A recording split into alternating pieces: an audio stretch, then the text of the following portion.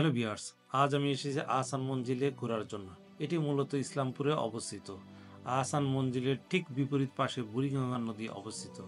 এর এক পাশে রয়েছে সদরঘাট লঞ্চ টার্মিনাল এবং বিপরীত পাশে রয়েছে বাবুবাজার বীচ অবস্থিত। তো আপনারা যারা এখানে আসবেন অবশ্যই আপনাদের টিকিট কেটে এখানে ঢুকতে হবে। আহসান মঞ্জিলে প্রবেশ মূল্য হচ্ছে 40 টাকা আর শিশুদের টিকিট মূল্য হচ্ছে 20 টাকা। আর যারা ফরেনার আছে তাদের জন্য নির্ধারিত টিকিটের মূল্য হচ্ছে 500 টাকা। আহসান মঞ্জিলের সাথে জড়িয়ে আছে ঢাকা শত বছরের পুরানো ইতিহাস। এই আহসান মঞ্জিল ঢাকার প্রাচীনতম শ্রেষ্ঠ স্থাপত্যের মধ্যে অন্যতম। নবাব পরিবারের মধ্যে এই প্রাসাদটি বর্তমানে জাদুঘর হিসেবে পরিচালিত হচ্ছে।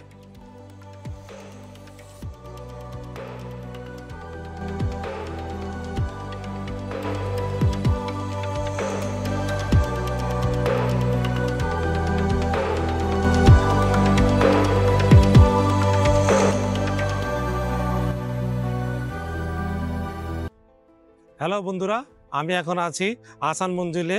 এটা ইসলামপুর এরিয়ায় বুড়িগঙ্গার তীরে অবস্থিত। আপনারা দেখতে পাচ্ছেন এই যে আহসান মঞ্জিল। আহসান মঞ্জিল এর সবচেয়ে বড় আকর্ষণ হলো এর সংগ্রহশালা।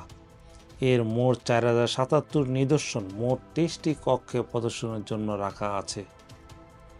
এর মধ্যে 9টি কক্ষ সেই নবে আমলের মতোই সজ্জিত রয়েছে। প্রতিটি কক্ষ সেই আগের আমলে নবাবদের ব্যবহৃত কক্ষের মতোই। আহসান মঞ্জিলে নবাবদের ইতিহাস ও বংশতালিকা সবই রয়েছে। নবাবদের ব্যবহৃত সকল আসবাবপত্র রয়েছে এখানে।